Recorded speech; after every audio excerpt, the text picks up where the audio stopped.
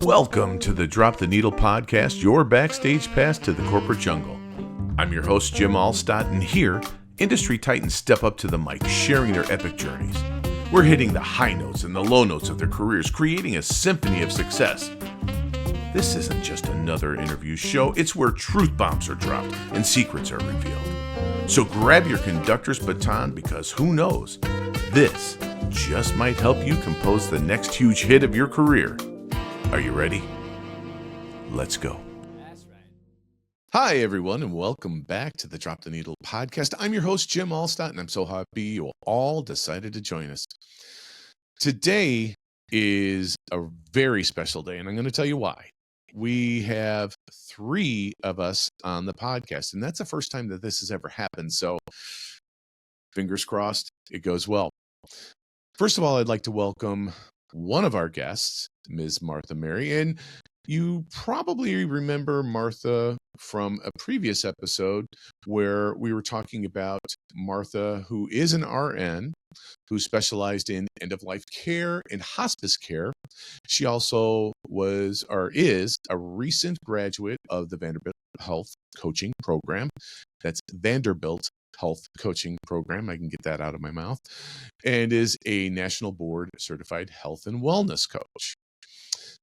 The other guest we have is my podcast PIC from Long Island. She's not, was it Teresa Caputo is the Long Island medium? Well, this is another Long Island medium. This is Irene Doreste, who also is an RN, if you all remember that, and happens to be a Reiki master. She's got NLP certification under her belt now, crystal certification. What am I missing? Moon dance? No, was a moonwalk instructor or something like that. But I'm sure give her 2 weeks and she's on to something. And it's awesome. And I am so happy that both of you are here today, and welcome. Thank you. Thanks for having us, Jim. Oh, excellent. I'm glad we were able to get this together, and it's pretty cool. So what I'd like to start with is the topic of hospice care or end-of-life care. Martha, some people may not be familiar with what hospice is, or they may have an idea of what they think it is, and it really isn't that. Can you give us a rundown on that and maybe talk a little bit about your experience and what hospice care is? Yeah, be happy to. So, hospice care is a choice that an individual or a family can make. Hopefully, the individual who's being placed on hospice care is at the point where they can say, "Yep, I'd like to do this," where there's a decision made to have a level of care that is more patient. It's always, patient care is patient focused, but really, we're not going to do anything curative anymore. With the time that we have left in life, we're going to make the amount of time that this person has left in life before they pass as comfortable and with them calling the shots and on their own terms as much as it can be, hopefully in their own home. There are times when people need to be in hospice in a facility if their pain or their discomfort or their agitation can't be controlled at home with oral medications. Even when somebody is what we call actively dying, when they're very near, they can still have oral medications that help keep them comfortable. It's given under the tongue, or you might have heard sublingually before. Mm-hmm. There are times when that just is not enough, and sometimes they need IV management. Sometimes the IV management can be done in home, sometimes in a facility. So when I've been involved with hospice patients and signed them on to receive this level of care, I just let them know, you're driving the ship. We're here. Mm-hmm. What can we do to make this experience as comfortable? We have these tools that we can help you with, but we want you to call the shots. If you don't, and we tell the family members that take care of them, if they don't want to eat or drink today, don't make them eat or drink. That can even be considered elder abuse in some cases if it's an adult. So Right. let the person, they know what their body needs, and their body has a natural way of shutting down and just let them call the shots. So it's a different way of thinking. It's not curative. It's really a hard transition for families too, because what do you do when Mhm. somebody's sick? What can I do? Let me give you something to eat. Oh, they're going to Right. get dehydrated. It's a whole different ball game. So as a hospice nurse, you're there to really coach the family more than anything. Usually the patient, they kind of know what's going on even without even Mhm. knowing, and they're pretty okay. It's the family that needs the most help most of the time, and we just make sure that everybody in that circle is okay. Well, and I'll tell you from my perspective, I've had two family members in hospice.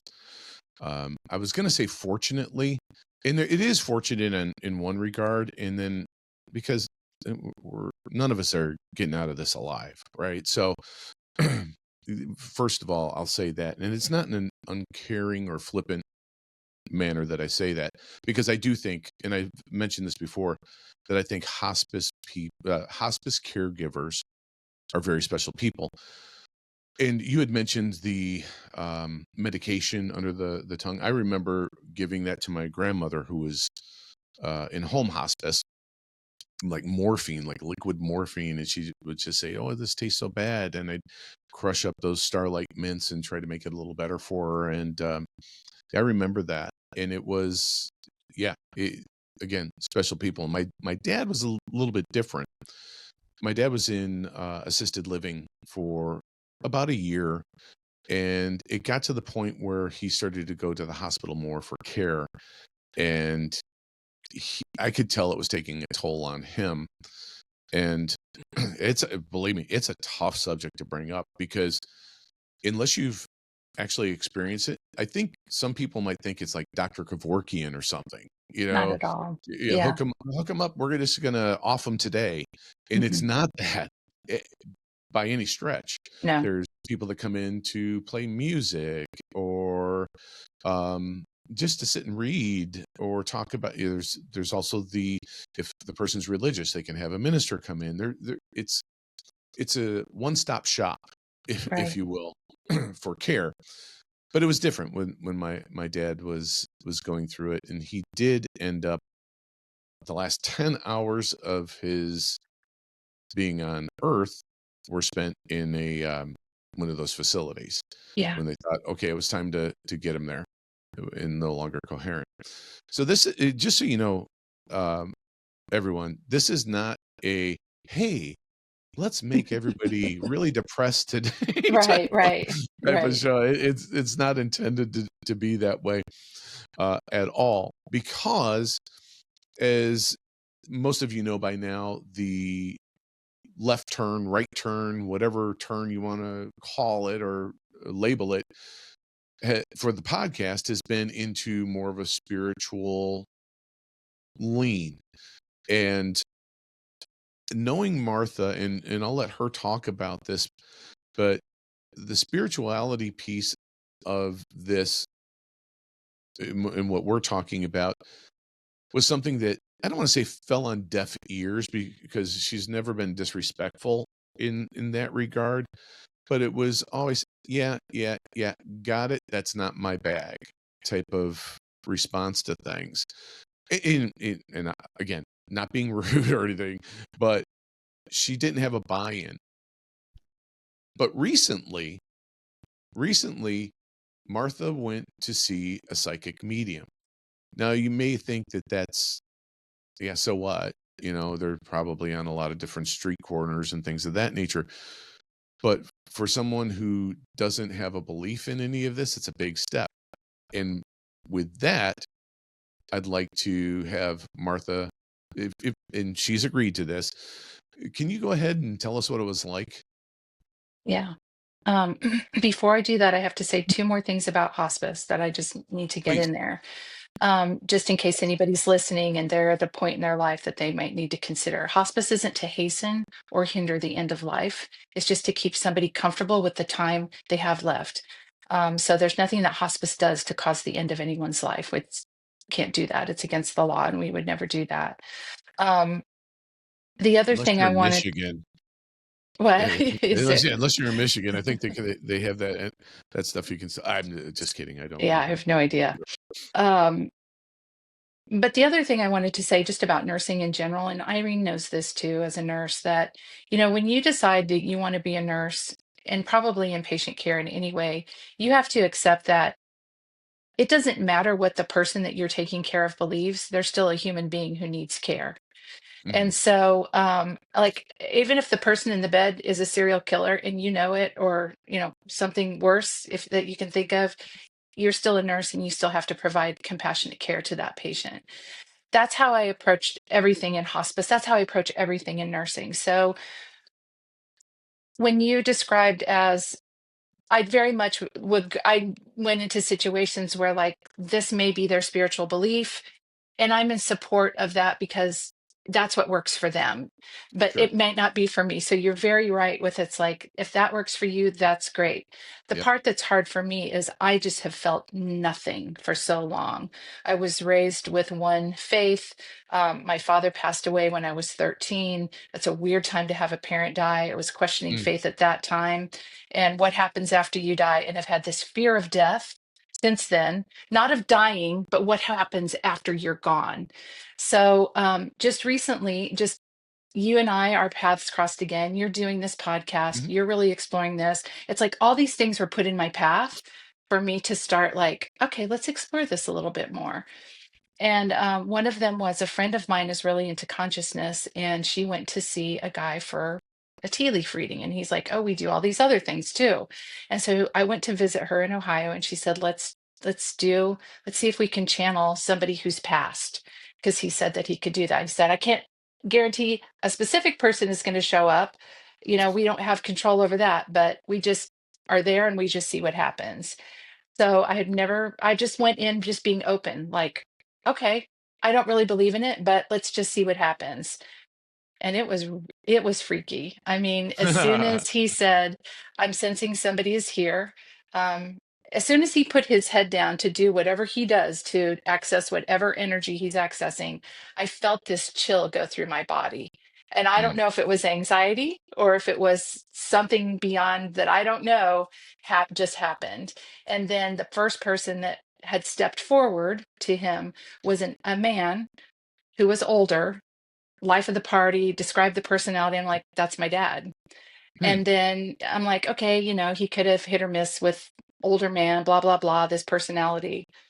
And then he goes, "And did you have a brother?" My mom and dad had a child who was electrocuted and died in front of them when he was 18 months old. And Jeez. that's when I started crying. And he said, and I told the guy, I said, "Yeah, this is what happened." He said, "Well, he just wants you to know that he's with your brother, that they're together."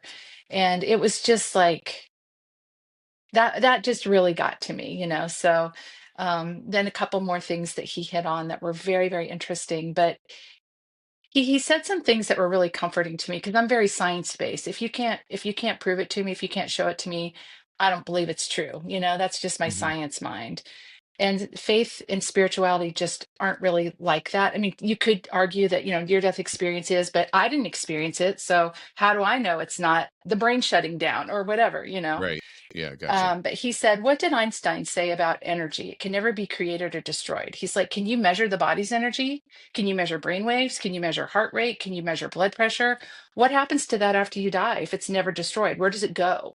And so I'm like, wow, that's really good. I never thought of that before. I've had goosebumps even just talking about this, That's you know? awesome. And my friend who I was with, she thinks of it as, which was really comforting to me as well. Because, like I said, my big fear is what happens when we're not here anymore.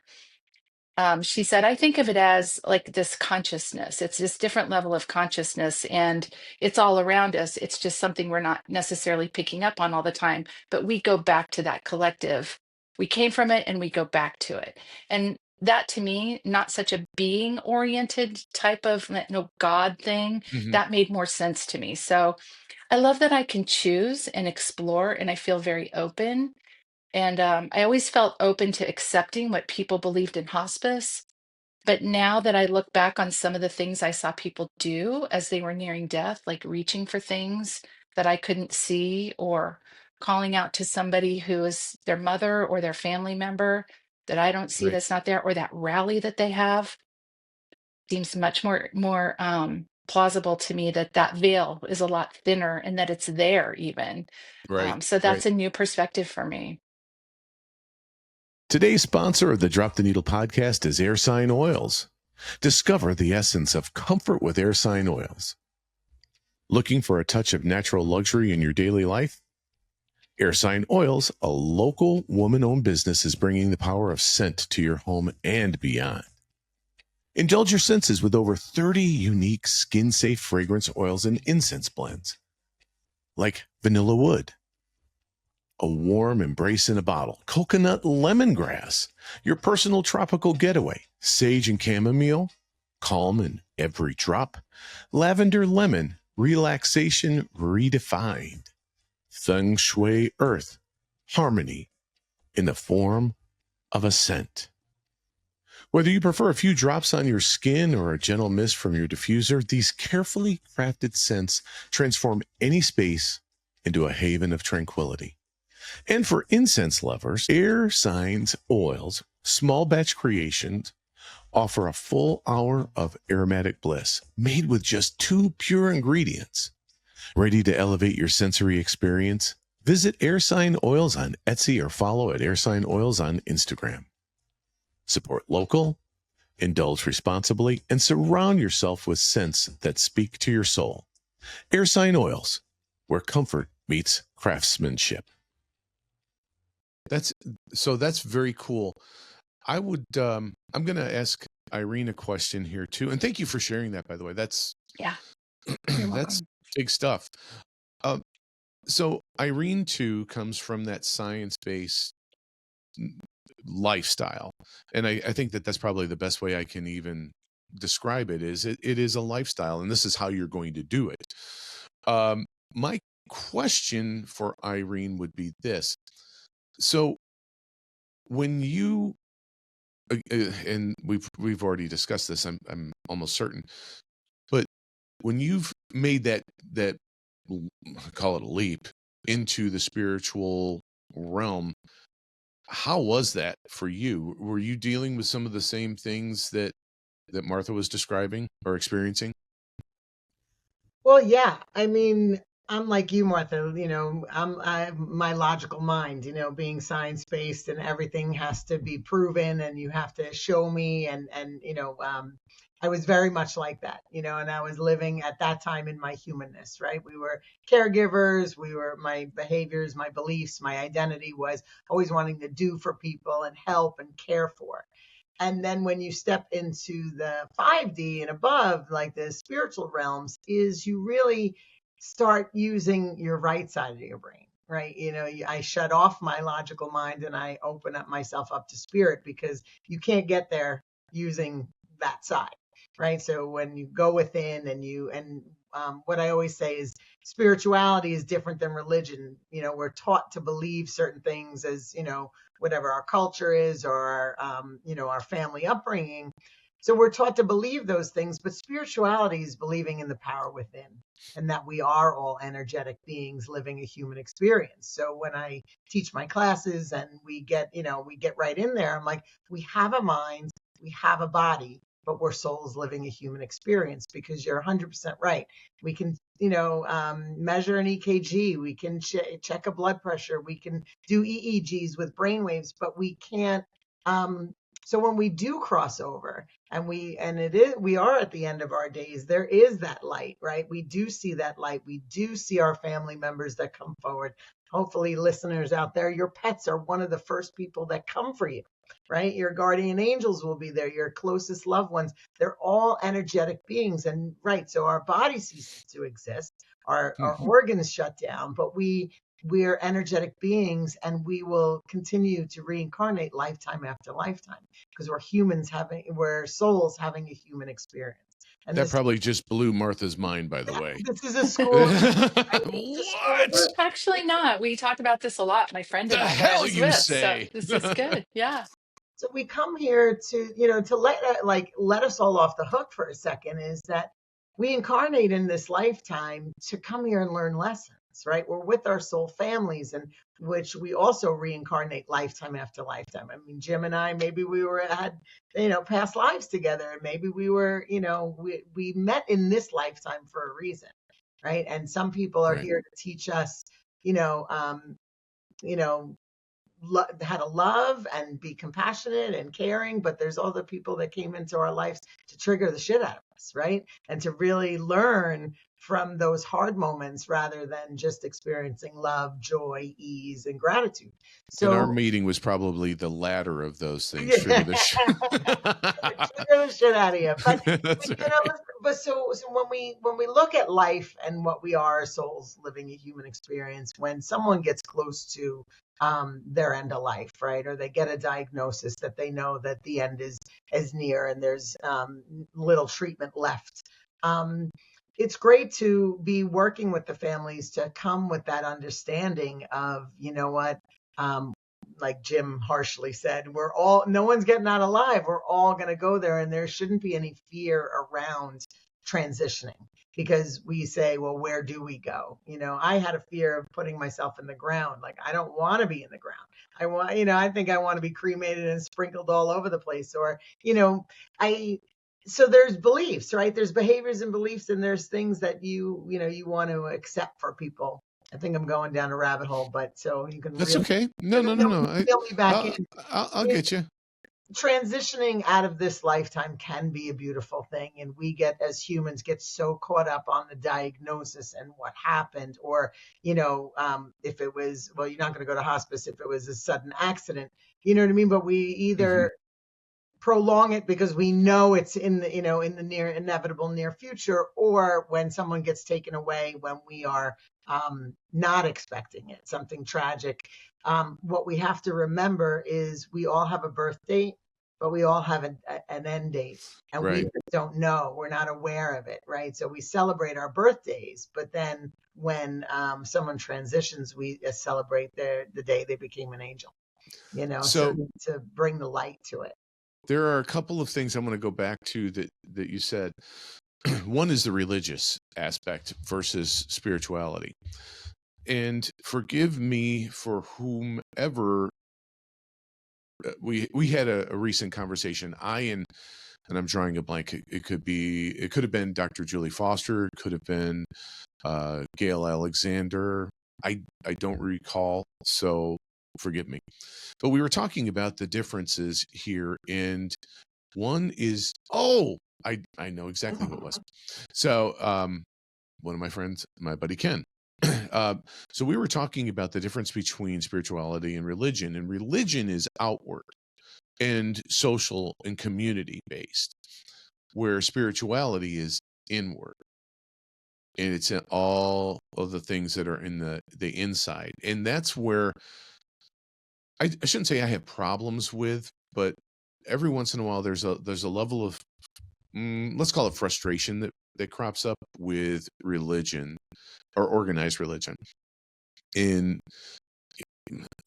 you go all the way back, back in time when religion was used as a tool to get land, wealth, you name it. It could have been people, a number of things, and it was used as a you better adhere to what I'm saying or else. And it was usually through a cardinal or a bishop or a priest or something like that. Versus, that, I guess you talk about trigger. That's the type of thing that triggers me, because you have anybody that leads with that. I question. That's just me. I'm not throwing that out there and putting words in anybody's mouth, but I question it, because then you're taking everything else off the table. Now, the other thing, as I was trying to recall who it was I was having that conversation with, I forgot about, but it was one of the last things that you were talking about, Irene. It might have been transitioning. Oh, yes. Yeah, no, it was life and birth. Your birth date and your end You date. have a birthday and an end day. So Joe McQuillan was a guest, and Joe's a fantastic guy. And we were talking, and in the interview he had mentioned, and Martha and I had a conversation I think on the other day about this, that there are essentially escape hatches that you have during your life on this earth, where you can have essentially an out, where if you want to leave, you can leave at this date. And there are usually, he was talking about it, and he said there are typically 3 in people's lifetimes on earth where, hey, you can make the choice. It'll be given to you. Do you want to leave or do you want to stay? And if you stay, okay, you're going to come back on earth. You're still on earth, I should say. And then you have another one. And if that one, the next one, you decide that you don't want to go to spirit or heaven or what have you, you stay. But the third one, no matter what, you're out. So it's like 3 strikes, you're out. Yeah. And that was interesting to me, which then brings in the whole near-death experience.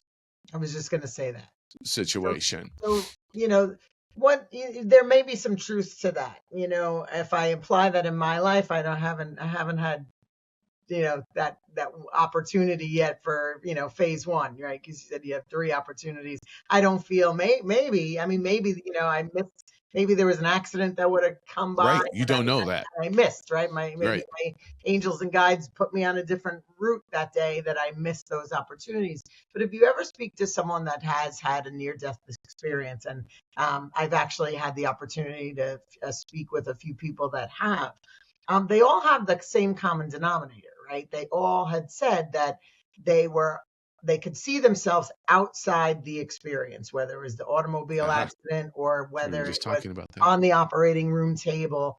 And they could kind of see the whole situation, and they were unconscious at the time. So, and the science base, like logically, they were unconscious, and you knew that they weren't, their eyes weren't open, they weren't responsive, their pupils were dilated. There was nothing medically that you could say how they would know all this information.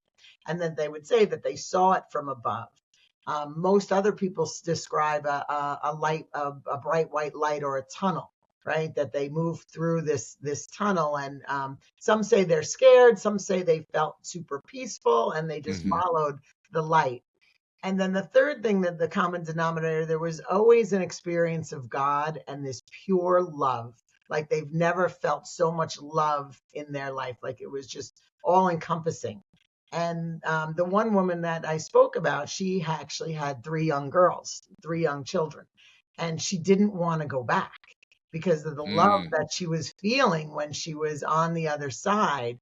And the angels, or what she describes as angels, guided her back because her children needed her. But the love that she said that she felt when she was on the other side, she's like, I don't want to leave this, because here on earth, she was struggling as a mom. Am I doing a good enough job, making the bills and doing, so it was easier. She goes, it was easier for me to just check out at that time, because I didn't want to go through the pain that I was going through in that lifetime. But they guided me back because my children needed me. And she came back into her body. She was on the table. And they said it's interesting that she coded at that time on the table. And then when she woke up, she described the situation. And, some people believed her, some people didn't believe her. So those are the 3 common denominators. They see themselves outside the experience. They all kind of say that there's some sort of tunnel or pathway that they get to, and then that they've experienced this immense love, and usually a guide or a family member or someone, kind of guides them, guiding them, right? Yeah. And I think that's beautiful, because to tie it into people that are transitioning, when you see those things happening, they're reaching for someone, they're looking, they're gazing at, people a lot of times in our human lens. It you can bring that into your hospice care and explain to the family members that this is such a beautiful experience, and that when they do transition, there's only peace and love. There's no pain. They leave the physical pain of this human experience behind, and all they have is pure love. So when you're scared of death and you're scared of going, and then and like you said, your father and your brother are together. and that's such a beautiful thing because I lost my brother, my nephew, and a bunch of family members all within a certain year, within the same year, 2 years. And when I did my mediumship, sometimes it's hard for me to connect to the people that I love because I'm too close to it, but they're all together. They're all together. And we laugh and we talk, and I still communicate with them all the time. Not even just getting in through the mediumship stuff. It's just, I look up into the sky and I'm like, show me my next steps. Like, what, and I know my brother's laughing his ass off at me, like, look at her go. But, it's just, it's life. It doesn't have to be so scary, and it doesn't have to be so tragic. It's tragic for the people you leave behind because we miss them and we want them here, and we have guilt that maybe I didn't do enough, maybe I wasn't there enough, maybe I could have changed the situation. But that's all our ego, that's all our mental mind. Really, really just, is what keeps us in those stages of grief. And, I just to tie it up is, most people know the 5 stages of grief, but they never really talk about the last one. And the last one is acceptance. Not acceptance. I'm sorry. A new beginning, a new chapter to move on, right? We get to acceptance, but then no one ever teaches us to now let go of the guilt. Now what, right? To just know that they're there. They're watching over us all the time. Before we wrap up today's conversation, I just want to say how powerful and eye-opening this episode has been. From Martha's firsthand experience with hospice care to the beginning of her spiritual awakening, we've covered a lot of ground. But guess what? We're just getting started. In part 2 of this conversation, we dive even deeper. You'll hear some wild and beautiful stories from end-of-life moments, more insights into the energetic side of death, and how our guests are helping others find meaning, connection, and healing. So be sure to come back for the next episode. You're not going to want to miss what's coming next. Until then, keep your heart open and your playlist strong. See you in part 2.